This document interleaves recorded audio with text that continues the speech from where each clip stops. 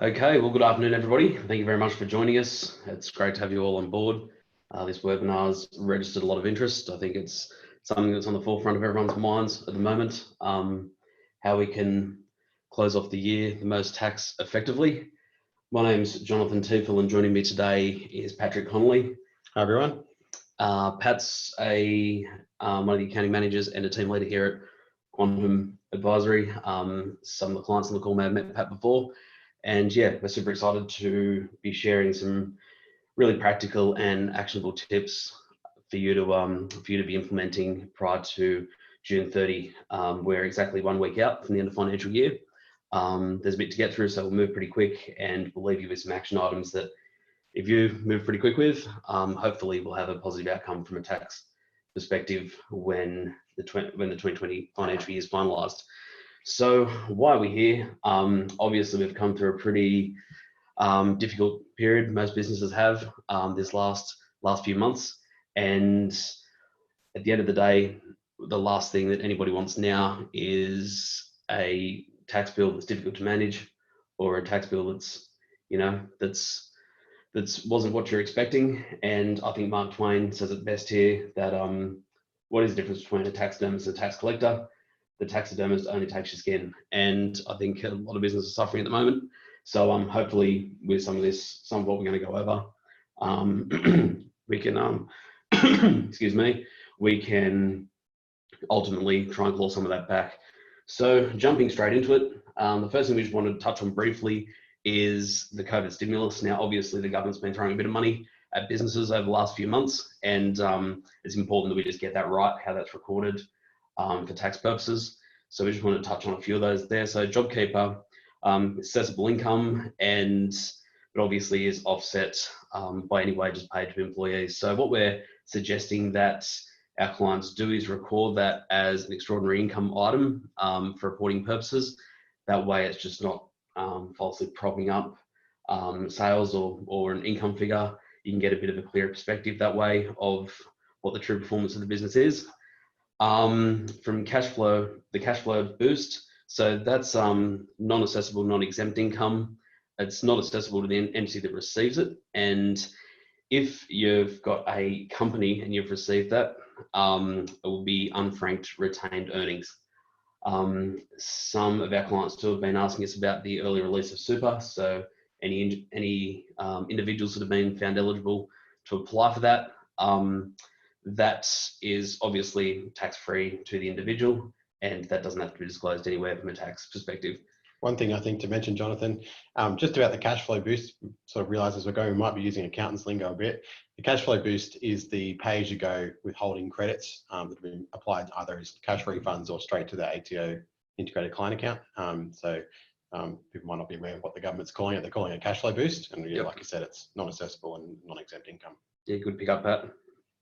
Okay, so with that, I'm going to hand over to Pat just to run through some of the other government initiatives and some of the things you need to know around instant asset write-off and accelerated depreciation. Take the floor, Pat. Thanks, John. So this is one of the other COVID-19 stimulus. It's obviously received a lot of attention already, but we'll run through how it's going to work.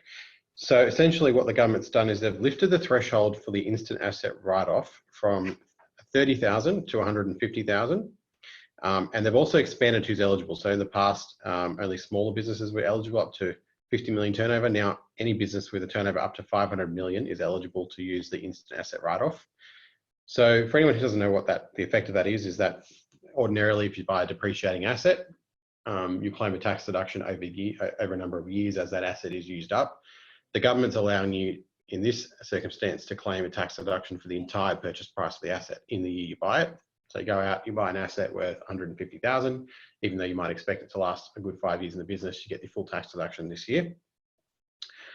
To be eligible, like I said, you have to have turnover less than 500 million.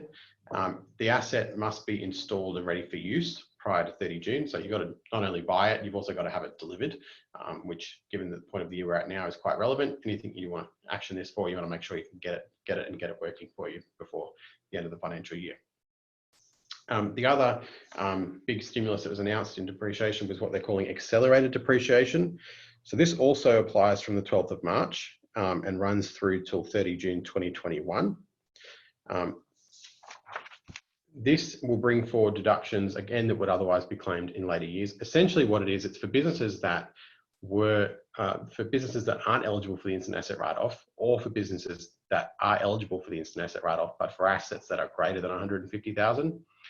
The government's allowing you to claim a tax deduction of 50% of the purchase price up front, in addition to the ordinary depreciation to be able to claim. So still offering a really big deduction depending on the asset. One difference between the accelerated depreciation and instant asset write-off is, for accelerated depreciation, you must be buying a brand new asset. So it's meant to be a tax stimulus, but also a stimulus for people selling new assets. So it can't be used for secondhand assets.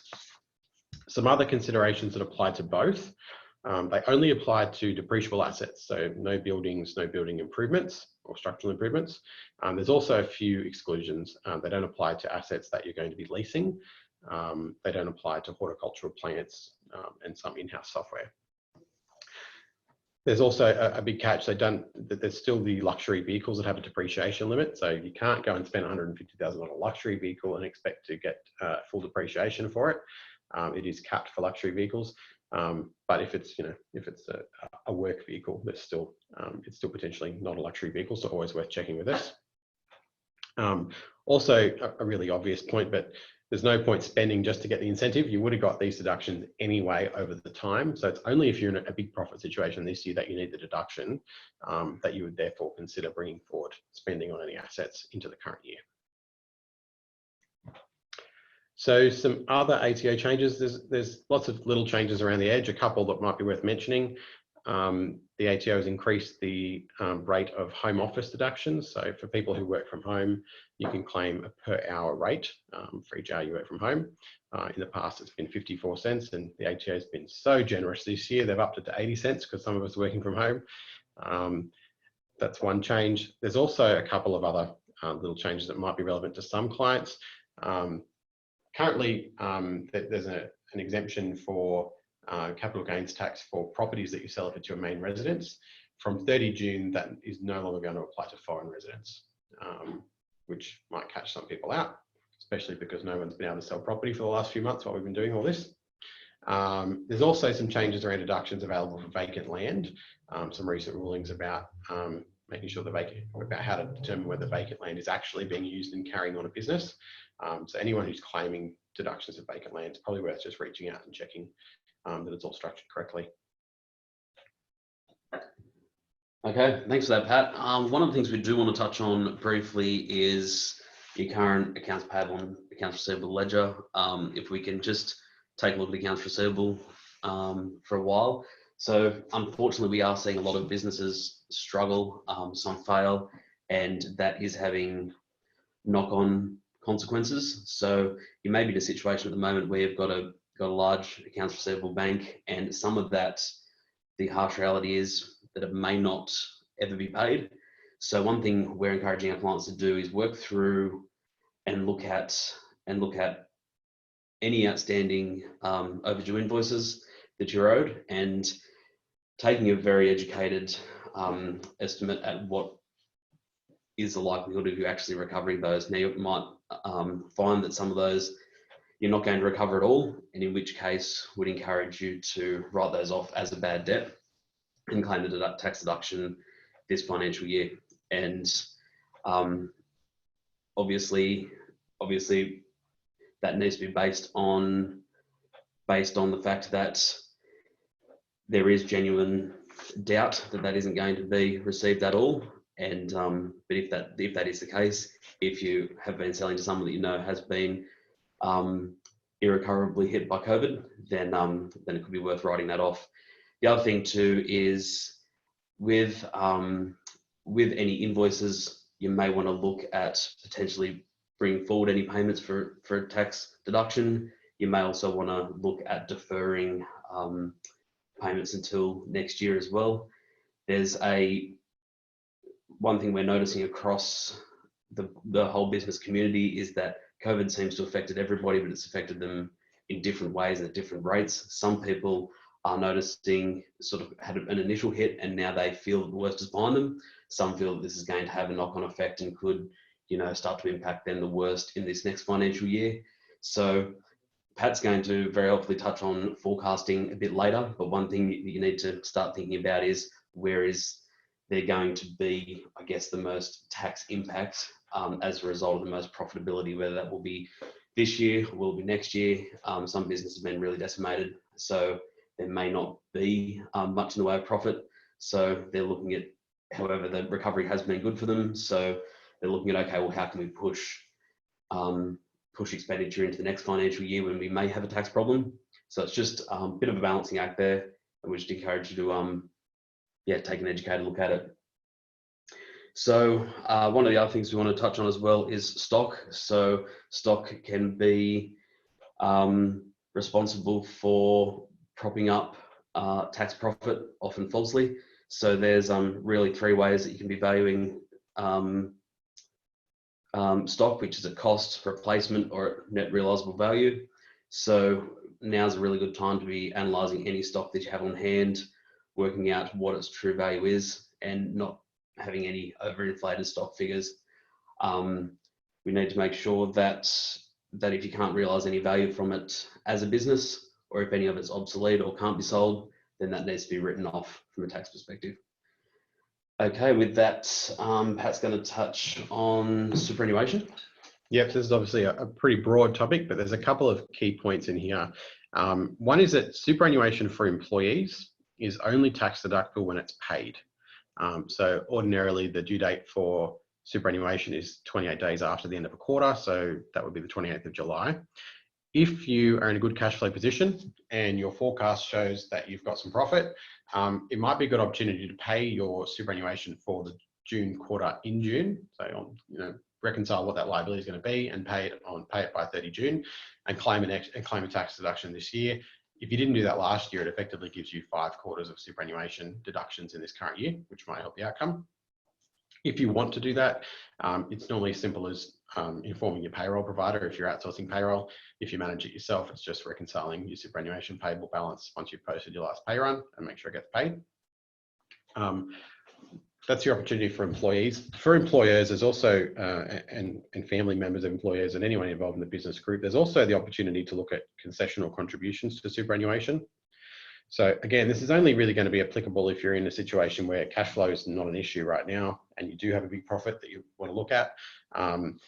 We're not going to give anybody personal financial advice on superannuation. We've got to be super careful. But concessional contributions are taxed at 15% for most people. There's a maximum rate of 30% if you're on a high income as an individual. No matter which rates, big saving from the highest marginal tax rates. You can only put in 25,000 ordinarily, but there are all sorts of strategies to contribute more and different ways to do it. So I guess the message here is if that could be you, it's really important to get advice and given where we are in the financial year, get it quite quickly from somebody who can give you superannuation advice and look at whether there's some opportunity to save some tax without letting go of your money altogether. Absolutely, Pat, and yeah, just really want to stress what you said there about getting the right advice. Superannuation is a bit of a minefield, and we just don't want to see anybody negatively impacted by making the wrong call. Okay, so we just want to touch briefly on depreciable assets as well. So now's the time also to review your asset ledger, take a look at that, and make sure that it is truly reflecting the assets that are being used currently in the business. Make sure that none of those should be written off, knocked off and claimed as a tax deduction. And if they're no longer being used, they may have been disposed of. Just make sure that the asset ledger is telling the true story, portraying a true picture of the assets that are currently being used in the business. Anything else is treated appropriately from a tax perspective. And the other thing we want to just mention as well is motor vehicle expenses. So there is a tendency, particularly with those with the business owners or people with equity in the business, they may be using private cars for work-related purposes, and it's important. Just a bit of a reminder there that it's important that we capture the deductibility there. So for a vehicle to be claimed effectively, a logbook does have to be kept. Obviously, we're running out of time here. It's close to the end of the financial year, but I guess it's more just a broad reminder that any personal assets, if someone is out there and they are using personal assets of any nature, just making sure that if they're being used for business purposes, that the tax deductibility or the expenditure is being captured somewhere, and as a result is being treated as a tax deduction. Okay, and a bit of advice on paying out employee entitlements. Pat, do you want to take that? Sure. So again, this is another one like superannuation. You're only going to go here if you've got really good cash flow and a lot of profit to deal with. But if you are in that situation, and good on you, one thing you can do to take advantage of potentially a tax saving and reducing some liability is talk to any long-standing employees about whether they'd like to cash out any of their annual leave or other entitlements.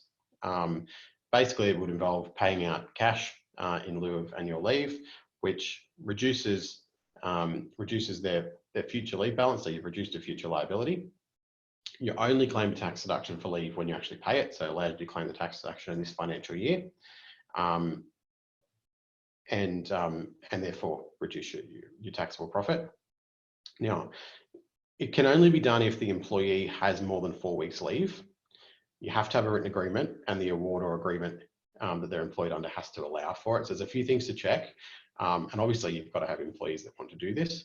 The other thing is just to be aware of the impact on employees. Obviously, if they're going to get a big chunk of extra income in the current financial year, you're going to get a deduction for it, but it might change their tax position. And just something to be aware of, I guess, more than anything else.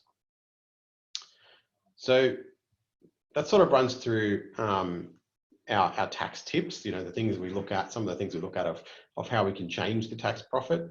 So everything we've covered at this point has just been about the steps we can take to reduce the assessable income of the business. I think tax forecasting is more the vital step of planning for the best possible distribution of that income. So when we complete tax forecasting at Quantum, which we do for most of our clients, we'll first start by projecting the expected profit or income. So that might just be looking at profit to date, annualizing it, whatever that is, making any adjustments. And then we'll sit down with our clients and go through everything we've just mentioned, that we've just gone through, all those steps, and pick out anything that could apply to them, might apply to them, talk to them about what the impact would be if they did different things, and essentially settle on a scenario or a number of scenarios that give us an income figure. And the next and the crucial step that I think that what we see is where the big tax savings come from is working out how to best distribute that income amongst the owners, family members, or other entities in the structure. This step can make a huge difference. You know, it's a huge difference. You know, we can knock off 25,000 off the taxable income by making a contribution, or we might, you know, reduce some stock, and these things all add up. But the biggest difference we often find is making sure that we've actually planned to distribute that income in a way that takes advantage of the best tax brackets that we've got available to us and get the best tax outcome.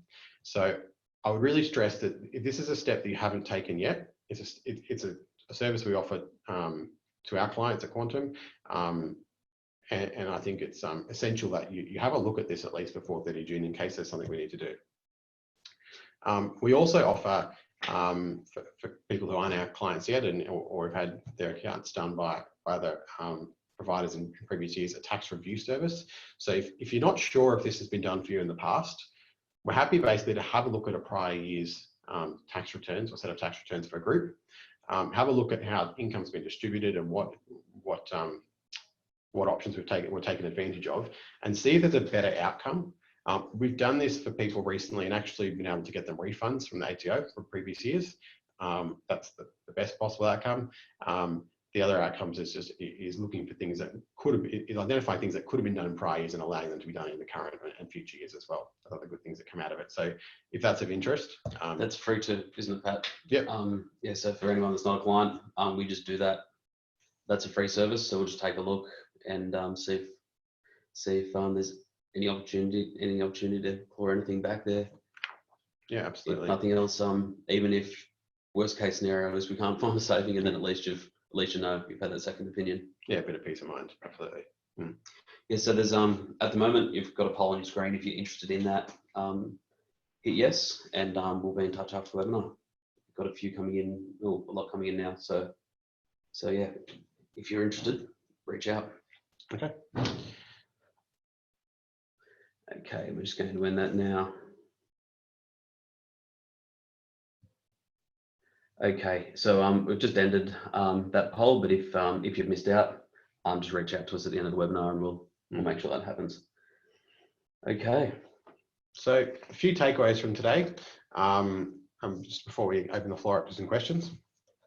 These are the few action items Jonathan mentioned at the start. Have a look at how you treated the government stimulus, make sure we get that right. Of course, we'll review that for you, make sure we're not missing anything. Look at your assets that you purchased, look at any assets that you need, and identify whether the current depreciation allowances can work for you. Look at your bad debts, or your good debts, but make sure you check them. Look at any upcoming expenses, see what could be brought forward or deferred to your advantage as required. Stock take. One thing we didn't probably touch on, stock take is really important. We want to make sure, as Jonathan said, that we get the correct value for our stock and make sure we haven't got an incorrect figure propping it up. For tax purposes, more broadly speaking, for management purposes, it's actually incredibly important that 30 June is a very accurate stock take. Especially if your business relies on stock a lot, you actually don't know whether you're making money or not unless you get an accurate stock take, at least this time, if not more often. Review your superannuation, both for yourself and your employees. Have a look at your asset schedule, see if anything can be written off. Make sure you're picking up all your deductions for private assets, including motor vehicles. Review your remuneration. So that's part of our tax forecast service generally, is we'll look at other business owners or equity holders being paid effectively to make sure we're not paying more tax than we need to across the board. And then, prepare that forecast and make sure you've sat down with someone and gotten some good advice prior to 30 June. Yeah, and just to touch again, Pat, on reviewing remuneration, there's I know there's some businesses out there at the moment that are in the situation where they've got perhaps they've in a low profit situation, or maybe they're actually going to make a tax loss this year.